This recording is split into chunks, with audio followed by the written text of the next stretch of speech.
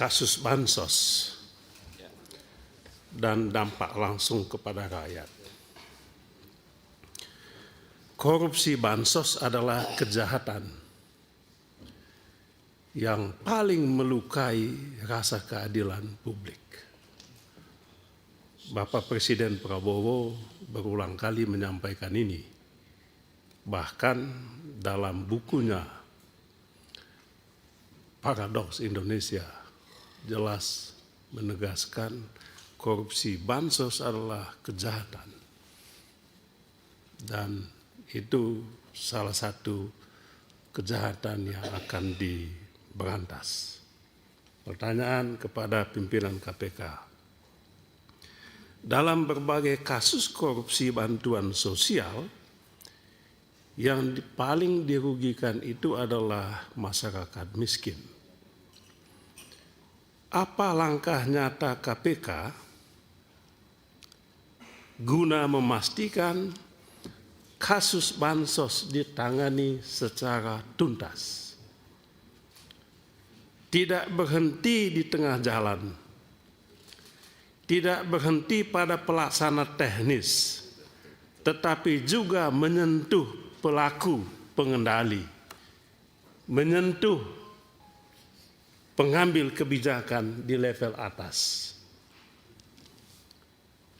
Apakah berani KPK membongkar tuntas rantai kebijakan dan aktor-aktor utama di balik korupsi bansos? Yang kedua, berkaitan dengan pemerintah daerah, korupsi berulang kali dilakukan. OTT kepala daerah terus dilakukan. Tetapi korupsi di daerah tidak kunjung berhenti. Yang terakhir, OTT di Jawa Tengah, sahabat saya Bupati di Pati. Sudewo. Ya, Sudewo. sahabat baik saya lama kena OTT. Pertanyaannya, setiap tahun kita menyaksikan OTT kepala daerah, namun pola model korupsi di Pemda terus berulang yang sama. Jadi kalau mau di OTT ya semua bisa kena. Maka pertanyaannya, apakah KPK menilai pendekatan penindakan saat ini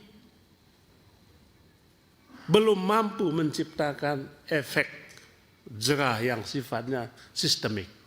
Jadi dulu Pak Ketua KPK, kita mendukung OTT ini dengan harapan ini membawa dampak sistemik kepada yang lainnya, tapi kan ternyata kan tidak.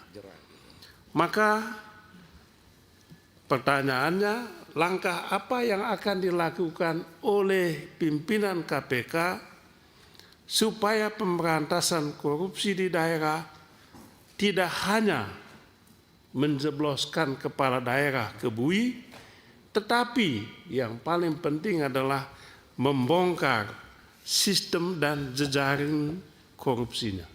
Saya rasa Pak Ketua KPK tahu persis ini. Ketiga, terkait elit politik dan persepsi tebang pilih. Trust publik, kepercayaan publik roboh jika hukum tampak tajam ke bawah, tumpul ke atas. Ini saya rasa Pak Ketua KPK juga tahu ini. Apabila hukum hanya tampak tajam ke bawah, tumpul ke atas, maka penilaian publik, penegakan hukum pemberantasan korupsi sifatnya tebang pilih, diskriminatif. Maka pertanyaannya, di tengah kuatnya persepsi publik soal penegakan hukum pemberantasan korupsi yang tebang pilih. Bagaimanakah pimpinan KPK menjamin adanya independensi dan keberanian dalam menangani kasus-kasus korupsi, utamanya yang melibatkan elit korporasi termasuk elit politik. Elit politik ini penting. Nah, kita juga bisa menjadi objeknya. Dan berulang kali kita sampaikan dulu 2010 Pak Ketua KPK, kita ngomong begini, langsung dipotong oleh sahabat saya. Bagaimana kalau kena DPR? Siap, anggota DPR semua siap. Siap jadi objek OTT, siap ditangkap. Dan Pak Ketua, malamnya sahabat baik kami, anggota DPR juga kena OTT KPK.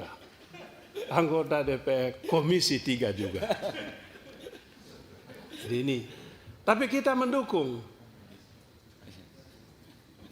Mendukung apanya? Tidak ada tebang pilih.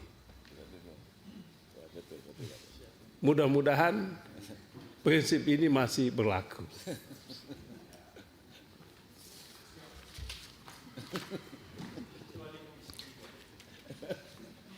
Yang keempat, ya ini penting ini Pak. Pemulihan aset. Ini tadi disinggung oleh sahabat saya Pak Dr.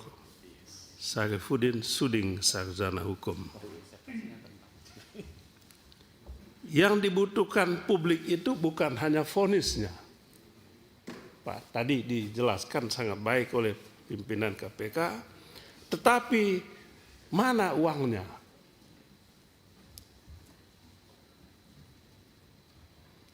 Ada institusi penegak hukum, Pak, belum lama ini memamerkan kepada publik foto tumpukan uang triliunan rupiah. Ketika saya ke daerah pemilihan, saya ditanya oleh masyarakat, Pak Beni, itu di foto, itu uang beneran atau bukan?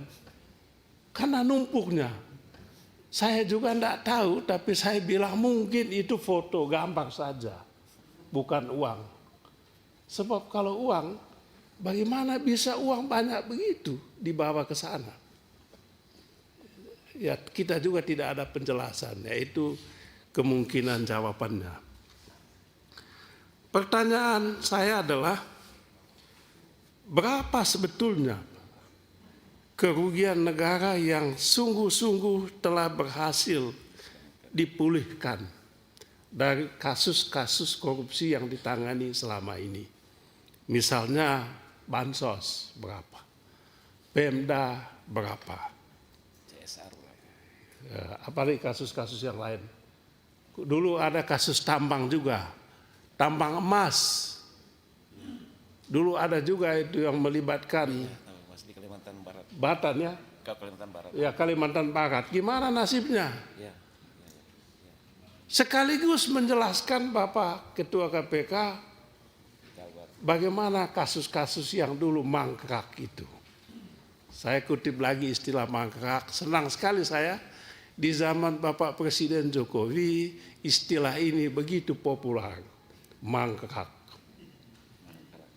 Ya Pak Hinca ya? Iya.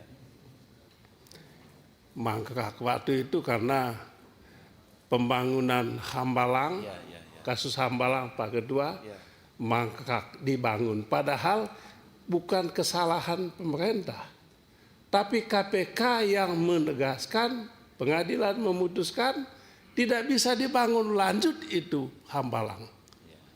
Tapi Di zaman itu kami dibully habis-habisan, mangkrak bangun Hambalang.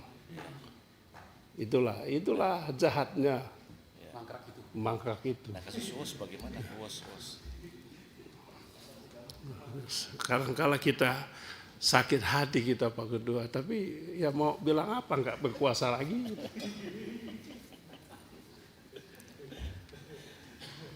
Maka pertanyaannya adalah mengapa pemulihan aset masih jauh ketinggalan dibandingkan dengan nilai kerugian negara tadi. Publik ingin tahu apa strategi KPK ke depan supaya bisa mengejar aset tadi disampaikan oleh yang terhormat Pak Suding tadi. Termasuk aset-aset yang disembunyikan di luar, Pak. Di Singapura banyak itu. Pak, beliau punya, ketawa. Pak Saparudin. Perlu ditelusuri itu. Kemudian yang kelima, keberanian KPK dan dukungan Dewan. DPR mengawasi, bukan mengendalikan, bukan melemahkan KPK. Jadi mengawasi, bukan mengendalikan, bukan pula melemahkan. Maka pertanyaannya, apa sebetulnya hambatan utama KPK dalam menangani kasus-kasus mega korupsi? Kasus korupsi yang mangkrak tadi di zaman Bapak Jokowi. Ya. Banyak itu. Banyak sekali. Banyak sekali. Kasus-kasus korupsi yang mangkrak di zaman Bapak Presiden Jokowi.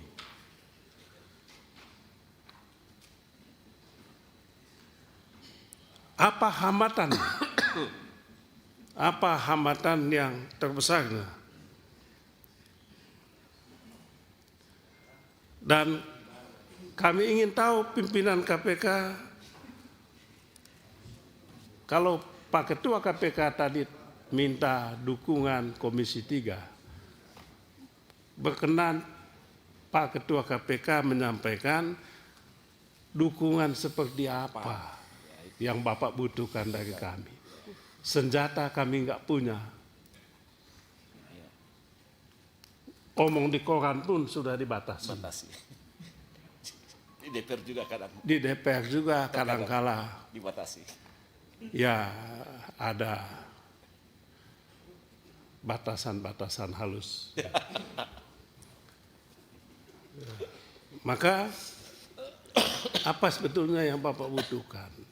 Supaya KPK tetap menjadi institusi yang kuat, institusi yang independen, institusi yang punya keberanian dan terus dipercaya publik.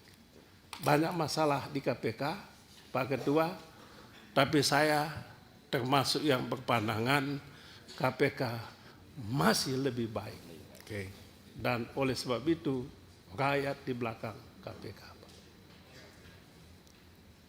Itu saja yang bisa saya sampaikan sebagai closing statement atas nama fraksi Partai Demokrat berpandangan. Pemberantasan korupsi harus menyasar kejahatan yang paling bikin rakyat susah.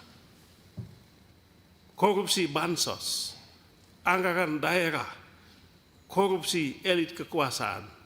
Dan KPK harus tetap berani, tetap kuat, dan tetap berpihak pada keadilan substantif, bukan sekedar statistik penindakan. Itu saja, Pak Ketua. Terima kasih banyak. Baik.